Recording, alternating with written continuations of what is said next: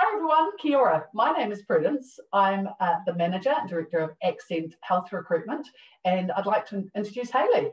Hi, I'm Hayley. I'm one of the Senior Recruitment Consultants at Accent Health Recruitment. So today we're going to run through the interview process. We're going to talk through questions and give you an examples. It takes about 15 minutes, and it's a really important part of preparing for the interview we're going to find for you. So today I am Prudence the nurse. I'm coming to New Zealand and I'm having a video interview.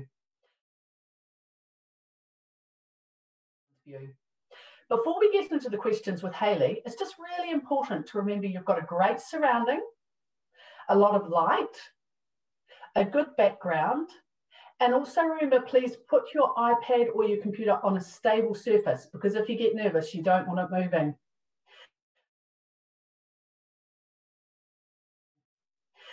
So let's get into the preparation. Thinking about coming to an interview, you're dressed appropriately. Today we're in our accent clothes. But what you want to do is think about preparation for the interview as if you were having it face-to-face, research the location, research the employer, and have a really good idea on the role that you're going to. Find a quiet room and put your phone on silent, but keep it near you just in case we have to contact you. Keep your CV with you and be prepared for all the case scenario questions. Some interviews take 10 minutes, some interviews take 10 hours. So let's get into a few of the questions.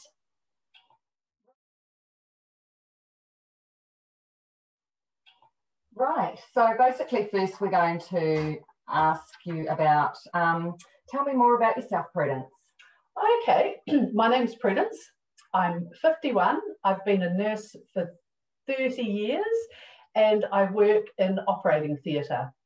I've been in theatre for the majority of my career. I work in orthopaedics as a scrub nurse. I do anaesthetics, paediatric, adults.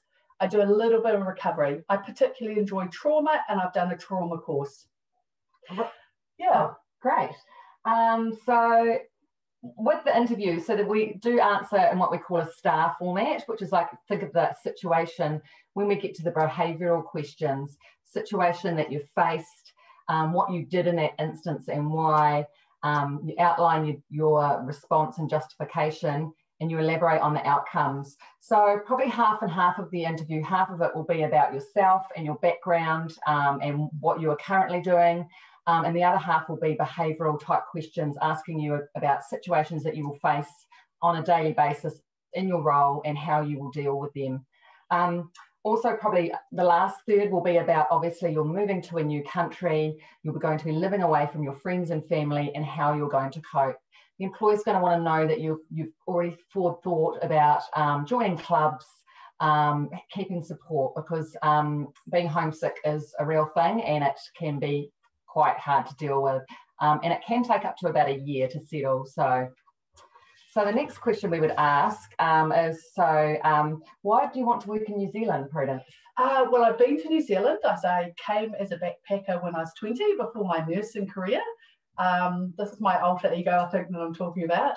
I loved it. I went to the North and South Island, and I also took the ferry down to Stewart Island.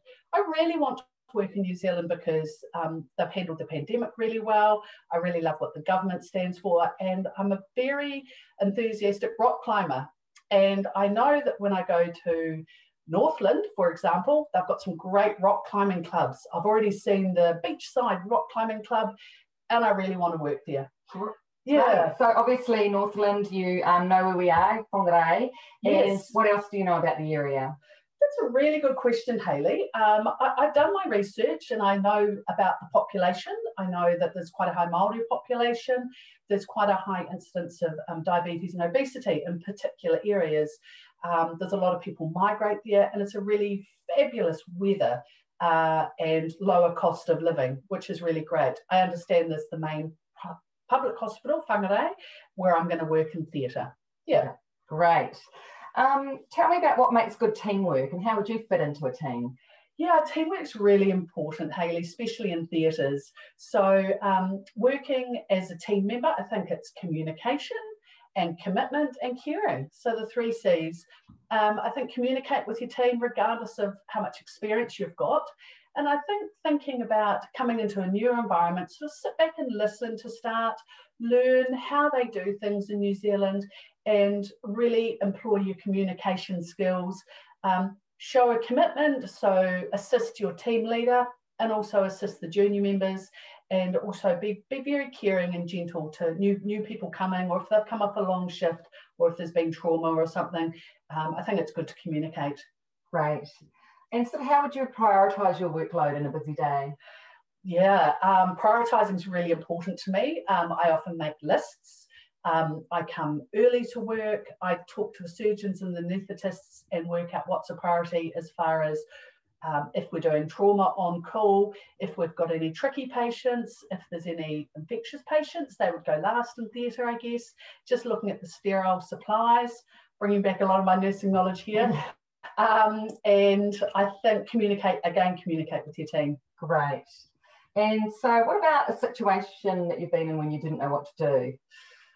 Yeah, that would be really interesting. Actually, last week we had a paediatric patient who she had spina bifida, so she had a difficult airway. I hadn't dealt with it before, and the anaesthetist was pretty knowledgeable, but he was late to work. So we had to really communicate with the mother, and it was really tricky. I felt I was out of my depth, but I talked to one of my colleagues from recovery, and they talked us through the intubation methods, and it worked out really well. But I think I'd like to research it more before I intubated or was in theatre with a patient with a difficult airway like that before. Great. Yeah, how would you deal with an unsafe situation? For example, you saw one of your colleagues about to give a medication that was the wrong medication, wrong dose, wrong route, wrong time. Yeah, I actually had a case like that last month. I had a patient who had just come into theatre, and there was a new graduate nurse. So what I did was I kept it safe. So I put the patient safety first. I made sure the new graduate nurse wasn't embarrassed, but I pulled her aside and I said, look, that's an IM injection, intramuscular, instead of IV. So I took her aside. She was a little bit disagreeable, so I had to report her to the manager and say, hey, look, this person needs a little bit more support. So I think safety comes into it. Yeah, so safety, and if you feel like perhaps you're not being acknowledged, taking it that next level up. Yeah, and documenting it, discussing it with my colleagues without making it awkward. Yeah. Perfect. So what would you do if a drug error was made in theatre? Yeah, that's a good question. I would check what the protocol is for the District Health Board, but I would immediately check the patient's baseline observations. I would report it, I would document it, and I would follow up. And I think each hospital would be different, but it's really important to follow their guidelines, and they would have guidelines in place, I assume. Yep. Yeah, absolutely. So tell me sort of more about your strengths and your weaknesses. I believe that I've got 30 years experience. I find that I'm efficient and knowledgeable, and I'm really popular and really funny. My weaknesses, I probably talk too much. So that's something that I'm aware of and I work on. Okay, great. That's good. What do you think will be your biggest challenge in moving to New Zealand and coming to this role? Yeah, coming to New Zealand, I think, because I'm coming out by myself, I think it'll be a challenge to get to know people, but I'm going to join that rock climbing club and the local church, and I'll probably volunteer for the city mission. So they're the 3 things that I want to do that I continue from home. Yeah. Okay, and then obviously you're coming to New Zealand, you're starting a new role. What do you want to get out of this job? I want to get residency in New Zealand that NZ Shores is going to help with, and I need a job offer to get that. So what do I want to get out of this job? I want to learn more about the New Zealand culture, particularly the Maori culture. I want to get paid and do my nursing. And I love my nursing, I love theatre, and that's what I want to do. Great. And on that note of the Maori culture, can you tell me more about your understanding of Maori culture and healthcare and the Treaty of Waitangi and how that all works together? Sure. Yeah, so I've done some research on this, Hayley. The Treaty of Waitangi was a signed historical document, and when it was translated, there were some discrepancies. So it made things unfair or a little bit difficult for some of the Maori people, the Maori people being the indigenous people. And I understand that there's three principles. There's participation, protection, and partnership. And they are the principles of healthcare in New Zealand. For example, if I had a patient come into the ward and they were diabetic and they had very high blood sugars, I would work in participation with the family. I would protect the cultural needs of the family and protect the blood sugars and protect the drug doses. And I would also work in partnership and protect. So it's just all about being really sensitive, like I would for an Arabic or a Chinese or an Aboriginal or any person from any other country. And honestly, I would ask, because I'm not sure. I'm not sure about all the nuances of the Maori culture.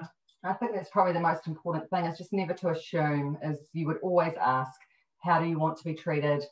What can I do here that's going, is there anything I could do that was going to be uncomfortable or go against your cultural safety or practices? So I think it's really good if you just, like you said, never assume.